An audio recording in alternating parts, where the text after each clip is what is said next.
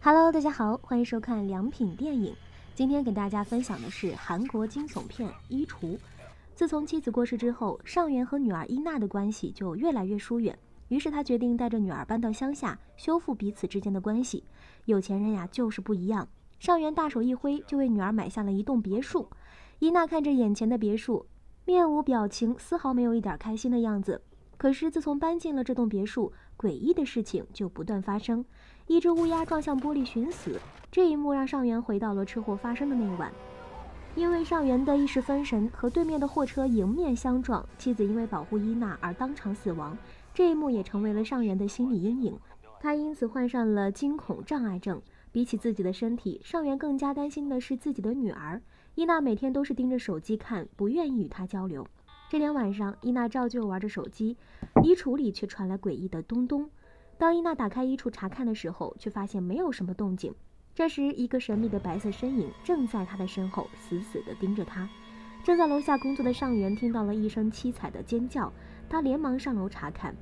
开门后的伊娜露出了久违的微笑，并且否认刚才是她发出的尖叫声。她手里还抱着很破旧的洋娃娃。上元想要把这个破旧的洋娃娃扔掉，但是伊娜却拒绝了。她说她想要跟这个娃娃一起玩。一夜无语，第二天的伊娜性情大变，她不再闭口不言，而且胃口非常好，甚至主动地从背后去拥抱爸爸，开口说我喜欢这个房子，我在这里交到了新朋友。忙着工作的上元也没有多想，就匆匆地跑到工地上。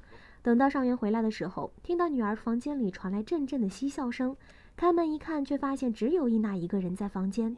他以为是自己幻听了，也就没有多想。因为他又要出差了，他需要去施工现场2个月。伊娜也想要去，但是因为施工现场实在是太混乱，所以上元并没有答应女儿一同前往。深夜，上元继续加班加点的工作，楼上却传来了急促的小提琴声，这让上元心里非常的躁乱。他快步走到女儿房间，猛地将房门打开，却惊愕地发现女儿早已熟睡在床，小提琴也安静地伫立在桌子上，一切似乎都挺正常的。但是就在上元转身要走的时候，嘎吱一声，身后的衣橱自动打开。他满脸疑惑地在衣橱那儿瞧了一眼，没有发现什么，就随手关上了门。惊悚的一幕出现了，就在上元再次转身的那一刹那，门吱呀一声再次打开，猛然间一个白色身影冲在他面前，上元吓得瘫倒在地。他惊魂未定地从梦中醒来，难道是自己最近太累了？可是被划破的图纸、开膛破肚的玩偶、断裂的琴弦都透露出种种诡异之处，而且独自在小院玩耍的伊娜眼白上扬，右手手持水果刀，一副恶鬼缠身的样子，让人不寒而栗。工作上的压力也没有时间让上元操心这些。女儿判若两人，不仅改变了兴趣爱好，甚至性格变得暴力，这一切让上元不解。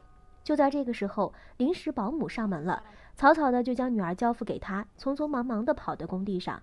晚上雷雨交加，伊娜在衣橱面前一晃一晃地说道：“我也要去，带我走吧。”幽深的衣橱开了，从里面伸出了无数双小手，将伊娜拽了进去。女儿失踪之后，上元到处分发寻人启事，整整1个月的时间搜索都是一无所获，伊娜就这样消失得无影无踪。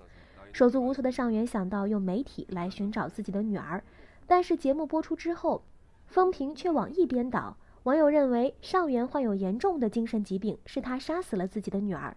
上元本来想要回帖反驳，但是却发现家里断网，他一脸郁闷地呼叫了网络维修工。不久之后，一个戴着眼镜的男子不请自来，他手持奇奇怪怪的设备到处测量，嘴里还各种碎碎念说着某些奇妙的话。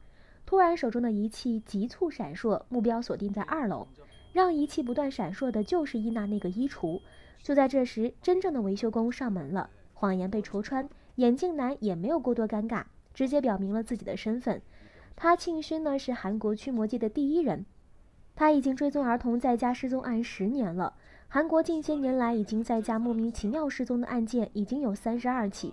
上元抱着试一试的态度将庆勋请了回去，在老旧的女巫做法仪式录像带上，女巫做法时被恶灵控制，自己割破大动脉，当场死亡。庆勋敲敲录像带里出现的恶灵，这个就是害你女儿失踪的罪魁祸首。其实上元并不相信鬼神之说，但是为了找到女儿，他决定尝试一下。庆勋在家里布置了很多精密仪器和摄像头，随后用驱人魔的血抹在稻草人身上，恶灵不知不觉就会被吸引过来。一切都准备就绪，就等衣橱里的恶灵出现了。半夜从伊娜的房间里又传来了小提琴的声音，仪器也剧烈震动。可是作为引诱的道具，稻草人太小，不能够将恶灵引诱过来。于是庆勋又准备了一个大的娃娃，涂抹了更多的血。将近凌晨，画面再次异动，庆勋早已疲惫地睡着。尚云在调整接头时，隐隐约约听到伊娜呼喊爸爸。等到尚云进房间内查看的时候，房门诡异地关闭，一群暗鬼悄然而至，任何东西和他们对视，他们都将其吃掉。眼看着尚云命悬一线，闭眼！庆勋大声地呵斥，尚云连忙闭上眼睛。接着庆勋指挥尚云趴在地上，慢慢地向门口爬。可是很快监控画面出现故障，恶灵袭击了庆勋。面对怨念深重的恶灵，庆勋的法力明显不够看，很快就身受重伤。但是庆勋也认出了恶灵的原本身份，那就是第一个失踪女孩明真。而尚云则利用声东击西的办法，成功地从房间里逃了出来。在医院里，庆勋把恶灵的身份交代告诉尚云。一位大妈告诉尚云，明真的父亲尚东现在居住在荒山里。很快尚云就来到目的地，这里面全是一些奇奇怪怪的东西。尚东的左脸被烧毁了，原本心灰意冷的他根本就不愿意搭理尚云。可是当他看到尚云手中的布娃娃时，脸色大变，将其夺下，随即准备将其烧毁。这时他身后的衣橱自动打开，明真从里面飘了出来，他要复仇。在他的催动之下，晾衣绳变成了吊颈绳，他想要活活勒死亲生父亲。不明真相的尚云走过来，就被附身的尚东死死压在身下，他要活活掐死尚云。就在这个时候，莫名其妙的记忆融入了尚云的脑海中。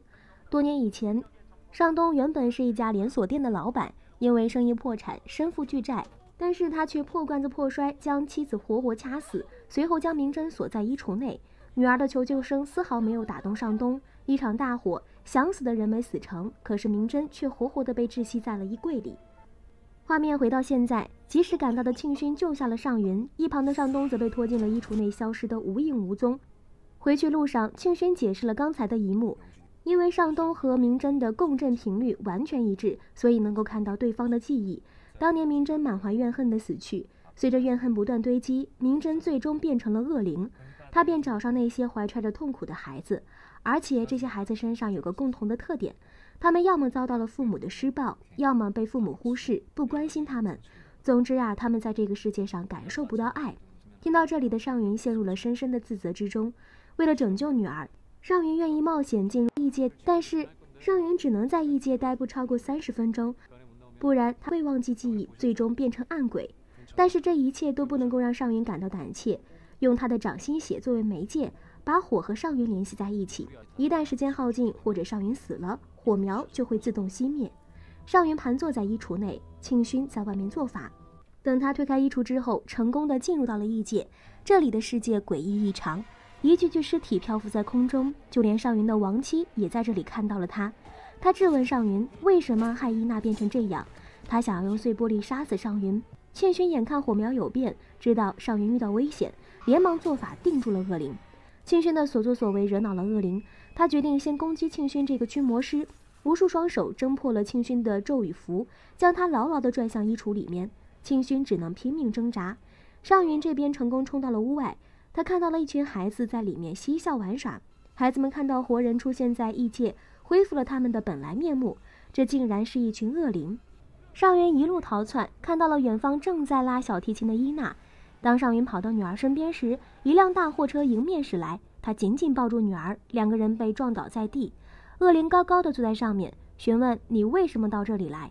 尚云趴在地上，语气虚弱地说，大叔是来接伊娜的，甚至跪在地上叙述明真那天发生的残酷往事，并且主动向他道歉，希望能够得到明真的原谅。但是这一切触碰到的是明真的逆鳞，他驱使伊娜拿匕首杀死尚云。在千钧一发之际，庆勋用手上的念珠施法，最终破除了明真的鬼术，随后用驱魔界最为高深的咒语幻化成为明真的妈妈。真挚的语言，明真内心深处那一片净土被触动，他恢复了生前的模样。正当明真扑向妈妈的时候，妈妈的身影却消失不见了。原来庆勋因为体力不济瘫倒在地，异界的明真泪流满面，这一刻她不再是恶灵，而只是一个失去了妈妈的孩子。尚云也是触景生情，他要代替所有父母对那些受过伤害的孩子说一声对不起。影片最后，因为明真解除鬼术，伊娜恢复了正常。在阳间的庆勋拼命敲打法器，为尚云指明道路。最终，尚云成功带着伊娜闯了回来。而在阴间的明真也终于被妈妈找到，消失在了重重浓雾之中。衣橱于2020年2月5日在韩国上映，故事情节说不上是非常精彩，但是主演以细腻的演技让人代入感十足，尤其是11岁的小演员许绿，从郁郁寡欢变得开朗，对爸爸的歇斯底里大吼大叫，充分展示了感情演技。就连思念妈妈的恳切演技也是非常真实。他通过细腻的演技表达了失去妈妈的伤痛，通过感情的两极分化散发不同的光彩，从表情到眼神都完美的同化了角色，具有出色的专注力和表演力。这里是良品电影，我们下期再见。